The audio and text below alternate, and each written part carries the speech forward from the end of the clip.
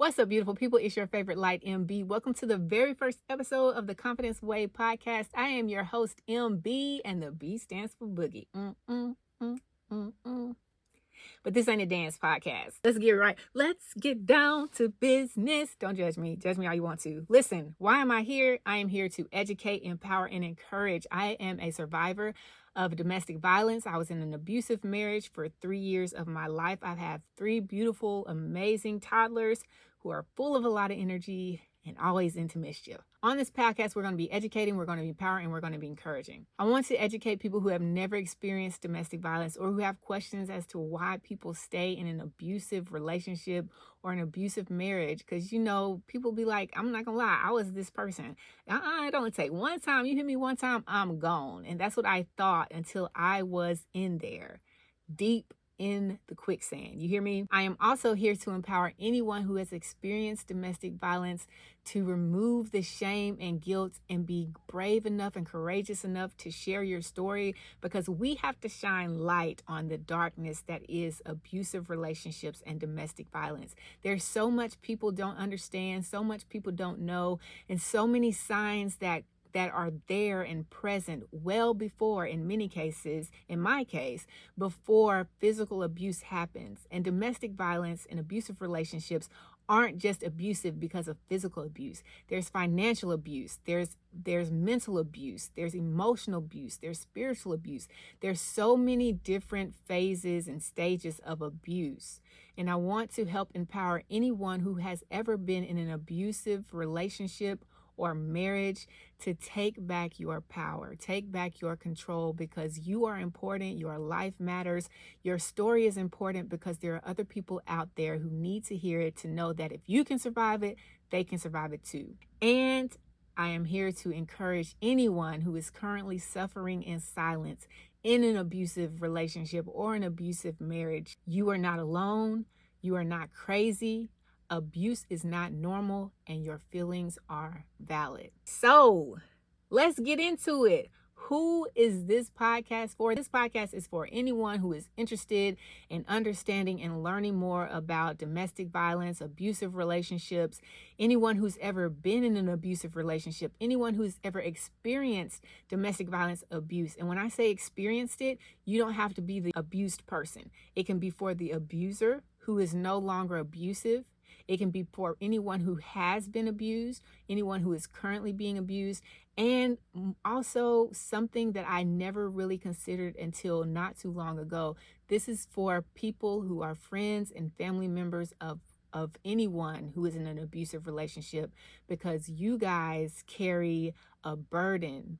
And you guys are emotionally scarred and damaged and drained from this relationship as well. And so that's what we are here for. We are here for anyone who wants to learn, anyone who wants a safe space to express themselves and to know that they are supported through whatever phase of their healing journey that they are going through, and to help anyone who wants to help someone that they know is in an abusive relationship or a domestic violence situation. So I'm going to be showing up every single week, and my goal is to have a guest on where I'm able to interview people and just record other people's stories, because abuse, like I said before, it is not one size fits all. It does not look like every other abusive situation.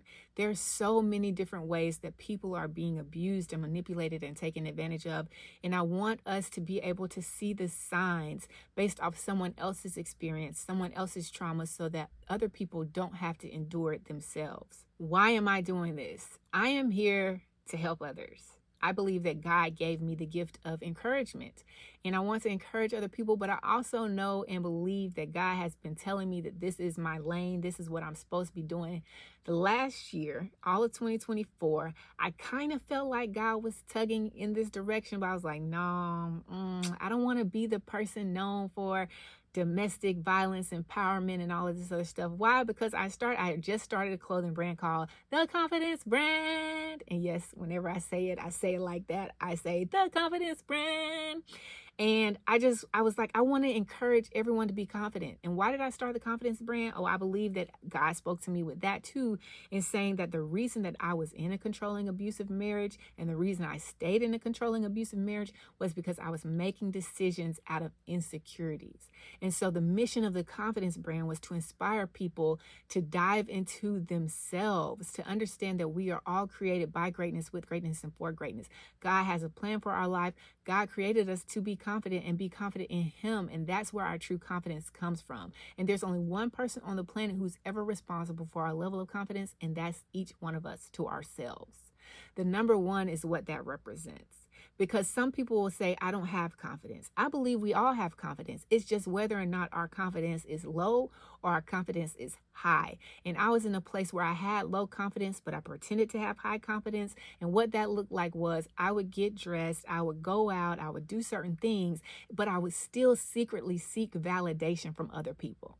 I wanted other people to compliment me on my look, to say I look good, to say I sound good, to say I'm doing the doggone thing. Instead of me standing in the mirror before I even left the house and said, girl, you look good. Girl, you sound good. Girl, you doing the doggone thing. That's what I'm here to do, to help people elevate with confidence. I want to encourage and inspire anyone who is currently going through an abusive relationship or situation to, number one, rise above your insecurities, because what, in my personal experience, my insecurities are what got me in an abusive relationship. Number two, to release the shame and the guilt of being in an abusive relationship and staying in an abusive relationship, however long that has been. I had shame and guilt of being in an abusive relationship, which is why I couldn't reach out to my friends who loved me the most. I never could tell my family what was going on because I carried so much shame and guilt from past relationships, from feeling like I didn't try hard enough in past relationships. And then in this relationship, I was trying to make up for it from the guilt from those relationships. And it was just a whole mess of hot mess. You know what I'm saying? A whole mess of hot mess. I also want to help people revive their God-given power the Confidence Way. Hence the name of the podcast, the Conf1dence Way Podcast. I want us to elevate with confidence, to accept ourselves for who we are, accept the things about us that we can't change, and change the things about us that we can. Believe that anything is possible because all things are possible with God, and to create an environment and a space where both the acceptance and the belief can grow. And in order to do that, you got to silence all those limiting beliefs. You got to silence all that negative talk that's internal, as well as the people who are around you. You got to be careful with who you listen to, what music you listen to, what influencers you listen to, what you're watching on TV, because all of these mediums are ways to get into you. And once they seek into your spirit is then directed in navigating your life based off what you received. I can remember my ex-husband used to watch, rest in peace, Kevin Samuels, I think it was his name. And he would speak to women in relationships, but he didn't approach them with respect. And perhaps it was because he sensed that they didn't respect themselves. But I believe that even if someone doesn't respect themselves, we should still treat others with respect. And there's a way that we can share our message and help inspire and encourage people without belittling them, without berating them, without making them feel like they're less than nothing. So we were sitting on the bed, and I can remember, and my ex-husband would do this so often in our marriage. He would see somebody on social media, and then he would show them to me as if I needed to either take their advice or act like them. The entire time, it was him trying to manipulate me from being the person that I was, who he met, to being this quiet something that he believed was the wife that he wanted. So he showed me Kevin Samuels quite often, and I didn't express this to him, but it was just disgusting to see how he was talking to people and treating people, even if the information that he was sharing was valid. There's a better way we can deliver things, right? There's a better way we can respectfully speak to other people.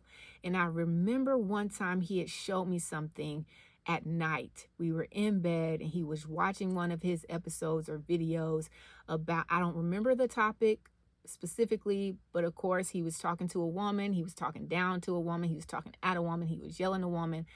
And I told my ex-husband at the time, I said, I agree with his message, but I don't agree with the way that he's delivering it. And I was like, you got to be careful. I said, you got to be careful that you don't let that spirit come in here. The very next day, that spirit was in the house.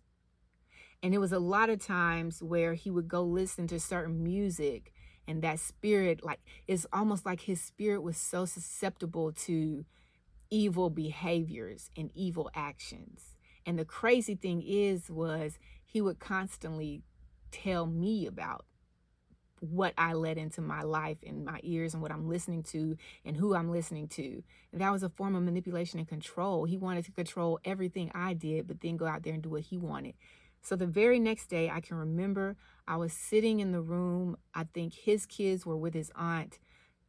My son was in his room taking a nap, and I was in the girls' room. I have twin girls. They just turned 1. So I'm in there on the floor with them, and I'm just talking to them. They're either getting ready to take a nap or they're waking up from a nap, and I don't want to be loud. And I can hear him walking through the house, yelling my name. Where are you? We don't live in a mansion. It's not that hard to find me. Most of the doors, we had a 4-bedroom house, 2 bath. The first bedroom, when you walk upstairs, was his daughter's. The second bedroom was for the boys. The third bedroom was the girls, and then there was our bedroom. Well, 2 of the doors are already open. Then you can peek and see that I'm not in the boys' room. So there's only one place left. You know, I didn't leave the house because it was very rare that I got to leave the house without his permission. We'll talk about that later. So deductive reasoning, right? Let's think about it. Let's walk it through. So he busts open the door to the girls' room, and I'm sitting on the floor. He's like, don't you hear me calling you? Why aren't you answering me? I said, can you keep it down? The girls are, and they were either taking a nap or getting ready to take a nap. He's like, this is my effing house. Like, he just started cussing. This is my house. You don't tell me to keep it down in my house. Mind you, my name is on the mortgage. My name is on all the paperwork. And it wasn't his house. It was our house. But I knew it. I knew that was coming because of what we watched the night before. And so I just want to use this platform to help anyone who is confused about where they are in their current relationship. If they're being abused mentally, physically, emotionally, spiritually, it's always easy to know that you're being abused physically, but it's not always easy to recognize that you're being abused mentally, emotionally, spiritually. It's a toxic cycle. And I saw someone's post on social media today, and she was saying how some people will come and say, well, the times aren't always bad. And that's exactly what it's supposed to be. It's a setup so that if everything was 100% bad all the time, you would get out of there. But because there are those glimpses and those moments of hope that there's something good here, you try to hold on for many reasons. And I'll get into that later, into the season of however long this is going to be, which God willing is going to be a long time. Because let me tell you something. The phrase that I picked up at the end of 2024, just through conversations with God, that I'm living on in 2025, is set it up, God. Set it up, God. Listen, I don't know what he got going on. I just know that I got to do my part. And my part is showing up and doing this podcast. I've been postponing and I've been pushing it off. I've been trying to find a way to develop the confidence brand without having to touch on domestic violence and relationship abuse. I really have. The last couple of months, I was like, man, who's my target audience? I didn't even want a target audience. Why can't I target everybody? Everybody needs confidence. And these were the things that I was convincing myself. So it was going from speaking to kids at the school. I'm like, well, maybe I need to speak to the kids at the school and do all of these things. And God has been tapping on my heart and talking to me in that soft, silent voice, like, no, sis, that's not it. I'm telling you what you're supposed to do, and you're not doing it. And for months in 2024, I kept hearing it. And I was like, maybe I need to try like this. So then I'd be doing different events and selling things. And God's like, that's not what I want you to do. That's not it. This is what I want you to do. And finally, probably 2 weeks to the end of last year, 2 weeks to the end of 2024, I was doing my morning devotion, and it was just another sign. The scriptures, the devotion, it all lined up. And it was like, I said, okay, God, you got me. I was like, you got me. You got my attention, and I'm going to do what you say. Because there have been so many times in my life, especially the times when I specifically asked God for a sign and he give me the sign and I'm like, well, maybe. And every time, trash. You talk about epic fails. And that last relationship was definitely one of them. You hear me? So I want to be able to have a safe space for us to talk about the serious things, but I'm silly and serious. I am a silly person at heart. I am goofy. That's just who I am. I am a silly soul. My spirit loves to have fun. I want to spread joy. I would love to be a comedian. I don't think that that's my talent or my gift. So on this show, on this podcast, we're going to be dealing with a lot of heavy conversations, a lot of heavy topics, but there's also going to be times where I'm being silly. And that's just, it is what it is, because I've been through that storm. I'm in a different season in my life, but even when I was going through it, I was still trying to encourage other people. And that's just who I am. So if it offends you that we're talking about serious stuff and there are times where I'm being silly, then this might not be the podcast for you. But I just want to lay it out there and let y'all know why I'm here. I'll be sharing my story along the way, and God willing, which I believe he is, because I believe he's setting things up. Man, I tell you, I've been seeing some things. I'm like, why is this happening? I'm like, all right, God, you got it. Set it up. God wants me to do my part. I told him I was going to, let me be honest. Let's be real honest. Even when I was like, all right, God, you got me. I hear you. The 2 weeks out, I was still trying to hesitate. I was like, okay, I'm going to do it. But I was dragging my feet. And I said, no, I cannot go into 2025 when God is showing me clear signs that he is setting something up and I not do what I'm supposed to do. Because there's a Bible verse that says, you are my source, you make my lot secure. And when I hear that verse, when I read that verse, my interpretation of that verse is Jeremiah 29:11, right? It says, I know the plans that I have for you to prosper you, for abundance, for all of these things to not hurt you or harm you, but to give you hope. And when I read that other verse, which I think is in Psalms, I think it's like Psalms 118 or something, but don't let me lie to you. I have to look it up and tell you for real. But it says that you are my source and you make my lot secure. To me, God's abundance for everybody, your abundance, my abundance, wherever your abundance is, it's already secure. Like what's for you is for you. What's for me is for me. And there's nothing that you can do that can stop me from getting my abundance. There's nothing I can do that can stop you from getting your abundance. The only person who can stop you from getting your abundance is you. The only person who can stop me from getting my abundance is me. I was at an event in Atlanta in November. And this is when I was doing events last year. I would go set up. I would sell my shirts. I make earrings. Anyways, I make earrings, I paint, I have a whole setup, and I got into this thing, like I found some glasses. I was like, ooh, I could wrap some glasses. So I just like I did these, I wrapped, this is wood, so I wrapped it with fabric, and I was like, I want to wrap some glasses. And I did, I just never sold any because I wanted to be able to wrap them and put the lens back in, and I didn't know how to do it, and I couldn't find a video on YouTube to do it. So I'm in Atlanta, and my favorite part about the events, of course, I want to make a profit. But my favorite part about any event that I do is networking and talking and meeting other people and being free to connect with other souls, because for 3-4 years of my life, I was slowly being severed from any connection besides him.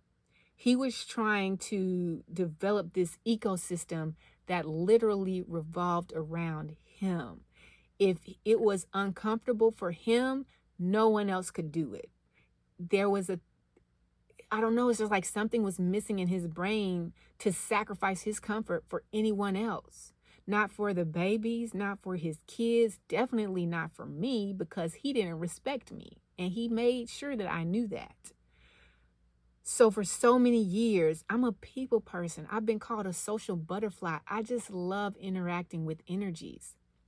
So many years I was cut off from that. And slowly, I was being more and more dependent on him for any source of outside conversation. So I get to the event, I'm networking, my neighbor next to me, she's pregnant, she's got all of this help, she's doing the doggone thing, selling shea butter, body stuff, chapstick, deodorant, like she hooking it up. The lady to my right, she's blind, she's got a book talking about how she didn't get her vision until she lost her sight, and that's a word right there. She's amazing, people are coming over, she has her own church, she's also does counseling, and she's doing her doggone thing, and it's just amazing. I didn't even have to leave my area to just be blessed by the lives and the joys and of other people. And I met so many amazing people and so many amazing spirits. I was talking to this one beautiful soul who was also, turns out, she was in an abusive marriage, and she was in it, I think she said, for 26 years. Jeez. And she said when she was talking to me, she was looking at her younger self. And she said, I'm so proud of you that you got the courage and the strength to leave so soon. And even still, 3 years, 4 years is far way too long to be in an abusive situation if you can help it. But she shared her story with me. I shared parts of my story with her. And as we were talking and smiling and laughing and discussing the freedom of being who God created us to be, the freedom to be free, there was another vendor who came by, had some beautiful frames, and they were wrapped. I think she had denim on the right lens, the right frame, and she had camo on the left. And I was like, yo, your glasses are so cute. And she said, yes, I made them myself. I said, really? That is so awesome. I asked her about her glasses, and she said, yes, I make them myself. I'm actually down over there selling them. I said, oh my goodness, did you glue the fabric? Because I noticed that hers weren't wrapped. It was smooth across the front and across the top. I said, can you put your lenses back in those? She said, yeah. I said, man, I've been wanting to do that. How do you do it? And as soon as I asked her how she did it, she shut it down. She was like, it's just something I do. I was like, but do you use the glue? She said, yeah. I said, okay. I said, what kind of glue do you use? She's like, it's a secret recipe. I said, oh, because I could feel her not wanting to be open about what she used, because she was threatened about me and my gifts taking away whoever her people are. But let me tell you something that I have learned. Everybody is for somebody, but not everybody is for everybody. And whatever your lane is, whatever you're doing, the reason so many people start clothing brands and t-shirt brands and write books and all of these things is because they're for a specific people. I'm for a specific set of people who are going to tune into this podcast. I'm not going to not do this podcast because there are other podcasts in the world. I'm not going to not do this podcast because there are other podcasts discussing domestic violence and abuse. I'm going to do this podcast because it's what I believe God is telling me to do. And the people that I am for are going to come find me. And I'm not threatened by anybody else because that's your lane. Because God is our source and he makes our lot secure. So whatever she had going on was going to be secure. But because she didn't see her own value, her own uniqueness, her own strength in what she's doing, she felt threatened by what I did. So I said, okay, so you make the glue yourself. She says, no, I buy it. I said, oh, you just don't want to share where you get it from. She said, no. So then she walked away, and me and the beautiful spirit that I had just met before were talking. And I said, it's just so sad that we live in a world full of abundance. God said that this place is abundant. But because we're so insecure with ourselves, with our own talents, with our own gifts, we're afraid to share our knowledge with other people. And I don't want to be that anymore. I don't want to be so insecure that I'm not sharing my experiences with other people. Anytime I go somewhere and someone asks me how I do some earrings and how I paint them and what I use or what I put on my on my canvases, I tell them, because their art is going to be different from my art. Their gifts are different from my gifts, and the people that they're here to serve are different from the people that I'm here to serve. So I'm here to let you know right now that you're going to get all of this light, baby. And it's always a lot of songs going on in my head, so don't listen. If I'm ever in a serious conversation and I just bust out with lyrics, just go along with it. It is what it is. I'm serious and silly. I'm sillious. Or serially. I can't be serially because that sounds like Sara Lee the bread. I'm sillious. Okay, so I'm silly and I'm serious, and that's just what it is. But I am so thankful. I'm so grateful. I'm so blessed to, number one, still be here. And we're going to get into this later in later episodes. But there was times when I was like, I might not make it. I could see the writing on the wall. And it just kept getting worse and worse and worse. And I kept believing, like, people, one of the biggest questions is like, why would you stay with someone who is abusing you? That's crazy. Listen, it is crazy. I'm not calling anybody who has ever been in an abusive relationship crazy, who's in an abusive relationship right now crazy. I'm just telling you, from my experience, it was bananas in pajamas. You hear me? It was bananas in pajamas crazy. So whenever I want to call something crazy, I'm going to be saying on this podcast, it was bananas in pajamas.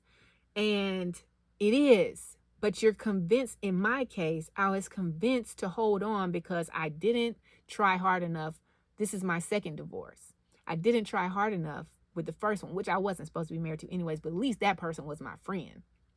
I didn't try hard enough, and I carried that shame and that guilt with me. And so I was making insecure decisions about this relationship in this moment based off of insecurities that were built up from my past relationship.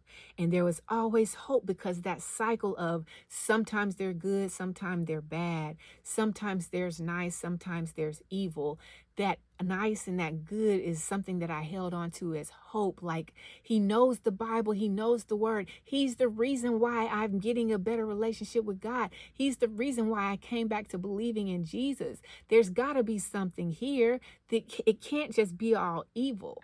And so I stayed for more. It wasn't just the hope. There's more reasons: for the kids, for fear of what I thought my family would think of me, for fear of what I thought his family would think of me. There was so many reasons why I stayed. It's not just a simple get up and get out. And I was blessed to have a community of support and a village of people that I could leave and go to and be safe. There are a lot of people who are in abusive relationships and domestic violence situations where they really, really want to get out. I posted something the other day, and someone commented and said, I asked, why would someone stay in an abusive relationship? And one person commented and said, they must like the pain. Nobody likes pain. Nobody stays around because they like getting abused. It's a psychological warfare. It's a spiritual warfare. It's emotional, financial warfare. There's so many other reasons why someone stays in an abusive marriage or in an abusive relationship, and they can't get out. And for some people, they don't have a safe space to go to where they know beyond a shadow of a doubt that that person who has been victimizing them and abusing them can't reach them. Because a lot of times leaving just triggers them to be even more angry. And a lot of these safe houses and domestic violent programs, a lot of them require a waiting list because there's so much abuse taking place in the world, and there's a waiting list for it. So imagine you fearing for your life, you getting the courage to leave, you don't have anywhere else to go, you go to the only place you can think of, and they're like, I got to put you on a waiting list. What do? And so we're just going to talk about a lot of things and open the world up to a lot of the darkness that happens by shining our light there. So I am here to encourage you. I am here to leave you feeling loved, encouraged, and inspired. I am here to help you rise above insecurities. I'm here to help you release the burden of shame and guilt.